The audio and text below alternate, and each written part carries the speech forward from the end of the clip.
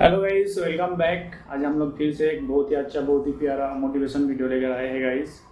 जो है Rolls Royce की जो कंपनी है गाइस, उसका जो बायोग्राफी है, उसका जो हिस्ट्री है बचपन का, वो कैसे शुरू किया, किस तरह से किया सब कुछ इस वीडियो में कवर किया गया है गाइस। आप लोग देखते रहिए, सुनते रहिए, बहुत ही कुछ सीखने को मिलेगा। बहुत अच्छे बातें इसमें अंदर बोला गया है गाइस। आप लोग उल्टा सीधा वीडियो देखने से बेहतर है कुछ अच्छा वीडियो देखो, जिसके वजह से क्या होगा, आपका जो माइंड सेट होता है गाइस, वो माइंड सेट थोड़ा चेंज होगा। चेंज होने के बाद गाइस क्या होगा, आपका लाइफ बेटर होगा। आप चाहते हो ज़िंदगी में कुछ बेटर करने के लिए, तो कुछ बेटर सुनना पड़ेगा, देखना पड़ेगा गाइस, तब जाके ज़िंदगी बेटर बनता है। बेटर ऐसे नहीं होता। तो इस वीडियो को गाइस देखते रहिए, बहुत ही प्यारा, बहुत ही इंटरेस्टिंग वीडियो है गाइस।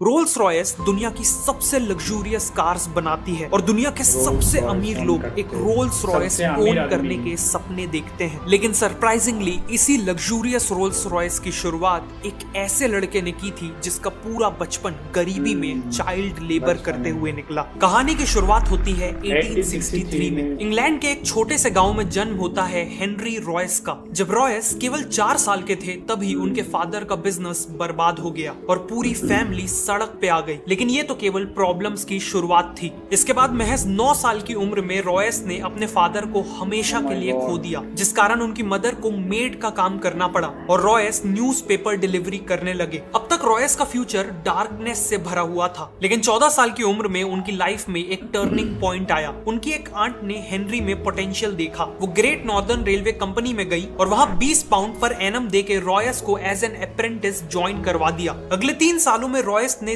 दिन रात एक कर दिए। दर्जनों बुक्स पढ़ के और फैक्ट्री में प्रैक्टिकली काम करके कारपेंट्री, मैथ्स और सबसे इंपॉर्टेंट इलेक्ट्रॉनिक्स का काम सीखा। 17 साल की एज तक वो एक फुली केपेबल मैकेनिक बन चुके थे। 21 साल की एज आते तक वो मैक्सिम वेस्टर्न नाम की कंपनी में एज एन इंजीनियर काम कर रहे थे। लेकिन फाइनेंशियल डिफिकल्टीज के चलते ये कंपनी बंद होने वाली थी। ऐसे में रॉयस के पास कई और कंपनीज में जॉब लेने का ऑप्शन था, लेकिन उन्होंने अपनी खुद की इलेक्ट्रिकल इंजीनियरिंग कंपनी खोलने का फैसला लिया। उन्होंने अपनी 20 पाउंड की सेविंग्स यूज की और मैनचेस्टर में एक छोटे से ऑफिस स्पेस से शुरुआत की एफएच रॉयस एंड कंपनी की। उन्होंने अपने एक दोस्त अर्नेस्ट क्लेरेमोंट को एज अ पार्टनर भी ज्वाइन करा लिया। इनिशियली सरवाइव करने के लिए रॉयस को जो भी काम मिला उन्होंने किया, जैसे सुइंग मशीन रिपेयर करना, इलेक्ट्रिकल फिटिंग्स करना वगैरह। लेकिन फिर रॉयस ने देखा कि टाइम के साथ साथ इलेक्ट्रिकल लाइटिंग्स और फिटिंग्स की डिमांड बहुत बढ़ती जा रही है। इसीलिए उन्होंने आर्क लैंप्स, बल्ब होल्डर्स और इलेक्ट्रॉनिक डोर बेल की मैन्युफैक्चरिंग का काम चालू कर दिया और इसी काम ने कंपनी की किस्मत बदल दी। ईयर 1900 तक कंपनी की सेल्स 20,000 पाउंड्स क्रॉस कर गई थी। 38 की एज में रॉयस की एक फैमिली थी और वो एक बहुत बड़ी फैक्ट्री बिल्ड करने का प्लान कर रहे थे। सब कुछ अच्छा चल रहा था कि तभी कहानी में एक ट्विस्ट आता है। 1901 में जर्मन और अमेरिकन कंपनीज ने ब्रिटिश इलेक्ट्रॉनिक्स मार्केट में एंट्री ले ली। कंपटीशन एकदम से बढ़ गया और इलेक्ट्रॉनिक्स इक्विपमेंट के प्राइसेस काफी गिर गए। पूरी कोशिश के बाद भी रॉयस का बिजनेस क्रैश करने लगा और इतनी मेहनत से बनाए हुए बिजनेस को फेल होते देख रॉयस की फिजिकल और मेंटल हेल्थ तेजी से खराब होने लगी। जब रॉयस ने डॉक्टर को कंसल्ट किया तो उन्हें एक सिंपल एडवाइस मिली। ठीक होने के लिए रॉयस को फ्रेश एयर में रहने की जरूरत थी। साथ में उन्हें एक कार खरीदने की सलाह दी गई ताकि वो अपनी बॉडी को बिना स्ट्रेन दिए ट्रैवल कर सके। रॉयस ने एक वेकेशन लेके खुद को ठीक किया और फिर डेकोविल नाम की एक फ्रेंच मेड कार भी खरीद ली। ये कार काफी आवाज करती थी, ब्रेक्स इनइफेक्टिव थे और ओवर हीटिंग जैसी प्रॉब्लम्स भी थी। हेनरी जैसे परफेक्शनिस्ट के लिए ये कार बिलो स्टैंडर्ड थी, इसीलिए उन्होंने डिसाइड किया कि वो इस कार में माइनर मॉडिफिकेशंस करेंगे। लेकिन जाने अनजाने उन्होंने कार को पूरी तरह ही रीडिजाइन कर डाला। ये रीडिजाइन कार ओरिजिनल डेकोविल कार से काफी सुपीरियर थी और यहीं से रॉयस को कॉन्फिडेंस आया कि वो अपनी खुद की कार्स बिल्ड कर सकते हैं और इवन कार्स का बिजनेस भी कर सकते हैं। उन्होंने एक छोटी सी टीम असेंबल की और अपनी नई कार को डिजाइन करना चालू कर दिया। सभी पार्ट्स की ड्राइंग्स बन जाने पर उन्हें वर्कशॉप में कास्टिंग के लिए भेज दिया गया। इवेंचुअली रॉयस की 10 हॉर्स पावर और 2 सिलेंडर्स वाली एक कार शेप लेने लगी और ऑलमोस्ट हर एस्पेक्ट जैसे क्वाइटनेस, लाइटनेस, ड्यूरेबिलिटी और रिलायबिलिटी में ये कार हर मौजूदा कार से बेटर थी। 1 अप्रैल 1904 को इसे सबसे पहले रोड टेस्ट किया गया और अपने पहले ही टेस्ट में इसने करीब 50 किलोमीटर का डिस्टेंस तय किया बिना किसी प्रॉब्लम के। रॉयस ने 2 और कार्स बनवाई सेम मॉडल की और इन्हें टेस्ट कर करके इंप्रूव करने लगे। अब उन्होंने वर्ल्ड क्लास कार्स तो बना ली थी, लेकिन वो अकेले ही इन कार्स को पूरी दुनिया तक पहुंचाने के केपेबल नहीं थे और ऐसे में एंट्री होती है कहानी के दूसरे हीरो की, चार्ल्स रोल्स। रॉयस एक एग्जीबिशन में अपनी कार्स को प्रेजेंट कर रहे थे और इसी दौरान इन कार्स पे चार्ल्स रोल्स की नजर पड़ी। चार्ल्स रोल्स एक पैशनेट मोटरिस्ट थे और सुपीरियर क्वालिटी की कार्स का सक्सेसफुल बिजनेस करते थे। रोल्स ऑलरेडी एक लग्जरी ब्रिटिश कार मेकर को ढूंढ रहे थे, इसीलिए उन्होंने रॉयस से मुलाकात की और कार्स को क्लोजली देखा। वो रॉयस से इतना इंप्रेस हुए कि बाद में उन्होंने अपने एक बिजनेस पार्टनर से कहा कि उन्होंने वर्ल्ड के ग्रेटेस्ट इंजीनियर को ढूंढ लिया है। अगले 3 महीनों में इन कार्स को बेचने के लिए चार्ल्स रोल्स और हेनरी रॉयस एक जॉइंट वेंचर स्टार्ट करने का अग्रीमेंट करते हैं और इस जॉइंट वेंचर से बिकने वाली कार्स का नाम होने वाला था रोल्स रॉयस। आगे बढ़ने से पहले आपसे एक क्वेश्चन है, क्या आप भी एक सक्सेसफुल स्टार्टअप बिल्ड करना चाहते हैं और खुद के लिए फाइनेंशियल फ्रीडम चाहते हैं? अगर हाँ, तो मैं हाईली रिकमेंड करूंगा कि आप ऑडिबल पे the lean startup audio book को सुने। ये ऑडियो बुक आपको स्टेप बाय स्टेप गाइड करेगी और सिखाएगी कि कैसे टाइम और मनी को बिना वेस्ट किए आप अपने बिजनेस आइडिया को टेस्ट करें, वैल्यूएबल प्रोडक्ट्स बनाएं और बिजनेस को ग्रो करें। ये ऑडियो बुक सच में आपकी लाइफ चेंज कर सकती है। वैसे मैं खुद ऑडिबल को अलग अलग जॉनर्स की ऑडियो बुक सुनने के लिए और इवन वीडियोस की रिसर्च के लिए काफी यूज करता हूं। ऑल्सो अब आप ऑडिबल में यूपीआई के थ्रू भी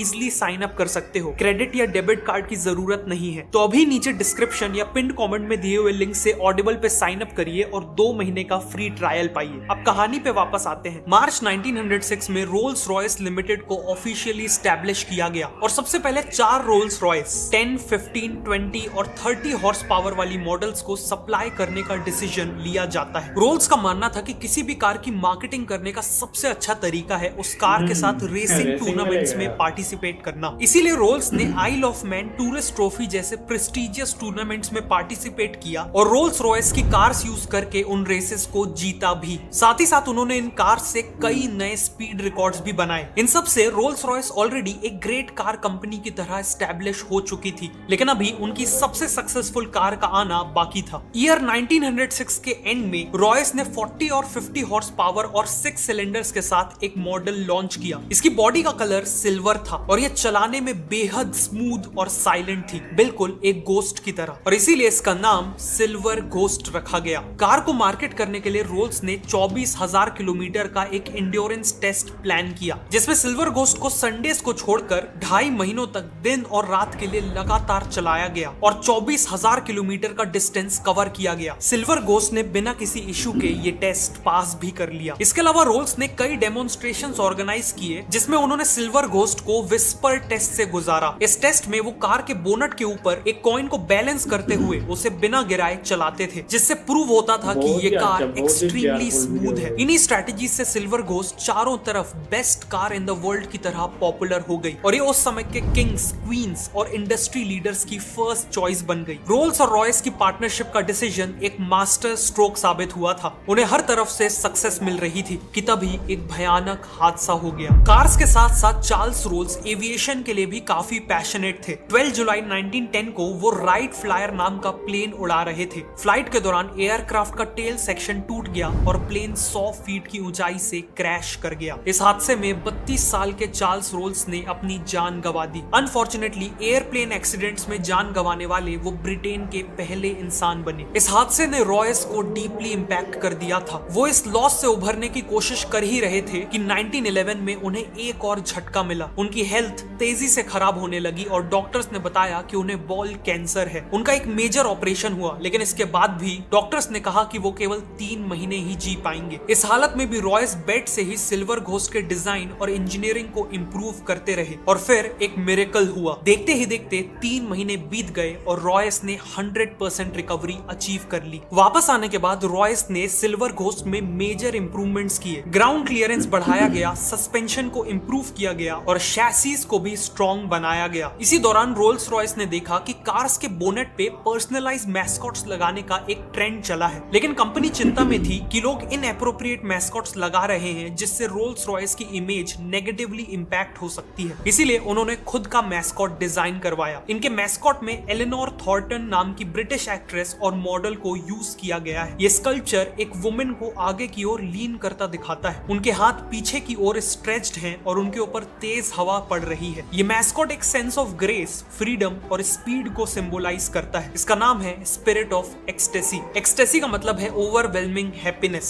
इन सभी इंप्रूवमेंट्स के चलते रोल्स रॉयस की सेल्स और प्रॉफिट्स एक्सपोनेंशियली ग्रो कर रहे थे। 1913 तक उनका प्रॉफिट 90,000 पाउंड से भी ज्यादा हो चुका था और ब्रांचेस को इंटरनेशनली एक्सपैंड करने के भी प्लान्स थे। लेकिन फिर से कुछ ऐसा हुआ जिसने रोल्स रॉयस को ऑलमोस्ट बर्बाद कर दिया। World war 1। 1914 में वर्ल्ड वॉर 1 की शुरुआत हुई, लेकिन रोल्स रॉयस इसके लिए तैयार नहीं थी। वॉर के कारण इकोनॉमी क्रैश हो गई, जिसका इंपैक्ट सबसे ज्यादा रोल्स रॉयस जैसी लग्जरी कार कंपनीज पे पड़ा। सेल्स क्रैश कर गई और कंपनी को एम्प्लॉयज को फायर करना पड़ा। सभी को लग रहा था कि रोल्स रॉयस वॉर को सरवाइव नहीं कर पाएगी, लेकिन रॉयस के दिमाग में कुछ और ही प्लान्स थे। रॉयस ने मिलिट्री अथॉरिटीज से मीटिंग की, जिसके बाद उन्हें रियलाइज हुआ कि वॉर में रिलायबल और हाई परफॉर्मेंस वाली गाड़ियों की सख्त जरूरत है। इसीलिए रोल्स रॉयस ने सिल्वर घोस्ट को मॉडिफाई करके एक आर्मर्ड कार में बदल दिया। कार की बॉडी में 8 मिलीमीटर मोटा आर्मर लगाया गया। एक रिवॉल्विंग टरेट भी लगाया गया, जिसमें एक मशीन गन फिट की गई। इस कार को मिडिल ईस्ट के हार्श डेजर्ट रीजन्स में ऑपरेशंस कंडक्ट करने के लिए यूज किया गया। प्लस इनका यूज स्पाइंग मिशंस के लिए भी हुआ। ऑल्सो क्योंकि सिल्वर घोस्ट चलाने में काफी स्मूथ थी, वो किसी वुंडेड सोल्जर को कैरी करने के लिए भी बेस्ट व्हीकल थी। इसीलिए कई सिल्वर घोस्ट को वॉर एम्बुलेंसेस की तरह मॉडिफाई कर दिया गया। इनमें स्ट्रेचर्स, मेडिकल इक्विपमेंट्स और नर्सेस के लिए सफिशिएंट स्पेस बनाई गई और नाइट टाइम मिशंस के लिए इलेक्ट्रिक लाइटिंग्स फिट की गई। इन एम्बुलेंसेस ने हजारों जिंदगियां बचाई। फाइनली अपनी लग्जरी फीचर्स के कारण वॉर के दौरान रोल्स रॉयस कार्स को high ranking officers, diplomatic missions और किंग मैसेंजर्स के द्वारा भी यूज किया गया। मिलिट्री के साथ क्लोजली काम करते वक्त रोल्स रॉयस को रियलाइज हुआ कि ब्रिटिश एयरफोर्स अपने एयरप्लेन इंजन्स के लिए फ्रेंच कंपनीज पे हेवीली डिपेंडेंट थी और गवर्नमेंट डेस्परेटली चाहती थी कि कोई ब्रिटिश कंपनी ही उन्हें इंजन सप्लाई करे। इसी अपॉर्चुनिटी को देखते हुए रोल्स रॉयस ने एरो इंजन मैन्युफैक्चरिंग में एंट्री ले ली। रॉयस ने खुद एरो इंजन डिजाइन सीखा और 1915 में लॉन्च किया अपना पहला इंजन,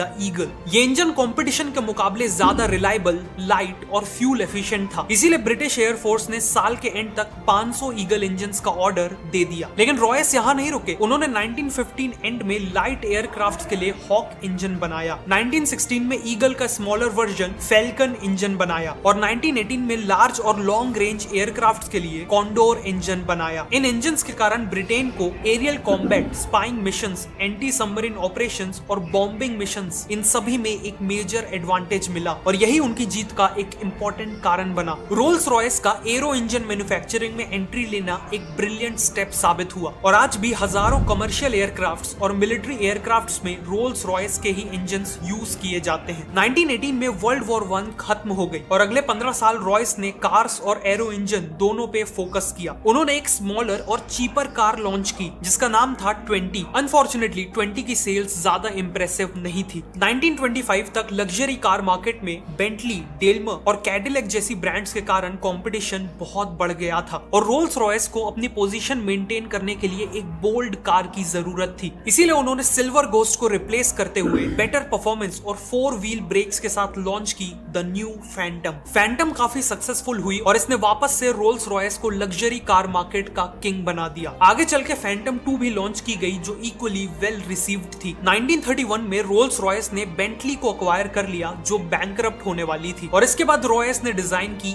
एक और आइकॉनिक कार, बेंटली 3.5 लीटर्स, जो रोल्स रॉयस और बेंटली इन दो ग्रेट ब्रांड्स का एक सक्सेसफुल ब्लेंड था। लेकिन अनफॉर्चुनेटली रॉयस कभी भी इस कार को अपनी आंखों से नहीं देख पाए। 22 अप्रैल 1933 को 70 साल के सर हेनरी रॉयस ने अपनी आखिरी सांसें ली। कार के प्रोडक्शन से कुछ ही महीने पहले सर हेनरी रॉयस की डेथ से लेकर आज तक रोल्स रॉयस ने कई अप्स एंड डाउन्स देखे। एक तरफ फैंटम 3, सिल्वर शैडो और घोस्ट जैसी आइकॉनिक कार्स लॉन्च की, तो वहीं दूसरी तरफ 1960s में फाइनेंशियल डिफिकल्टीज का सामना करना पड़ा, जिस कारण उनके एविएशन और ऑटोमोबाइल बिजनेस को अलग अलग कर दिया गया और करंटली रोल्स रॉयस मोटर्स को BMW ओन करती है। लेकिन आज भी रोल्स रॉयस अपनी आइकॉनिक कार्स के कारण अल्टीमेट लग्जरी का ग्रेटेस्ट सिंबल है। एक रोल्स रॉयस को ओन करना एक ऐसी मास्टरपीस को ओन करने जैसा है जो रॉयस के परफेक्शन और रोल्स के करिश्मा को सिंबलाइज करती है।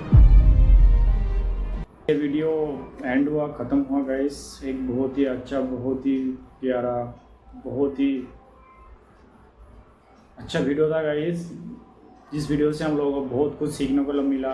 एक जो रोल्स रॉयस का जो कंपनी है उसका बचपन कैसे था, किस तरह से वो धीरे धीरे अपने आप को सीखता गया, इम्प्रूव करते गया, करते करते गाइस क्या हुआ, एक दिन एक बहुत ही बड़ा, बहुत ही अमेजिंग कंपनी बन गया। और आज गाइस हम सब जानते हैं रोल्स रॉयस जो कंपनी है वो वर्ल्ड का टॉप नंबर पे आते हैं वो कंपनी गाइस। ये एक जो गाड़ी है रोल्स रॉयस बहुत ही अच्छा, बहुत ही प्यारा, बहुत ही सब आदमी का ड्रीम्स कार होता है रोल्स रॉयस कार। तो गाइस इस वीडियो से बहुत कुछ हम लोगों को सीखने को मिला गाइस। आप लोग ऐसे अच्छा वीडियो देखते रहिए गाइस। इसके देखते देखते क्या होगा गाइस, आपका जो माइंडसेट है वो चेंज हो जाएगा धीरे धीरे। माइंडसेट जब चेंज होएगा तब आपका लाइफ भी चेंज होएगा। आपका लाइफ जब चेंज होएगा तो आप लाइफ में बहुत अच्छे खुश। ऐसे वीडियो और भी देखने के लिए इस वीडियो को गाइस सब्सक्राइब कीजिए और फॉलो करें, लाइक करिए। Thank you so much for watching. मिलते हैं किसी नेक्स्ट वीडियो में गाइस।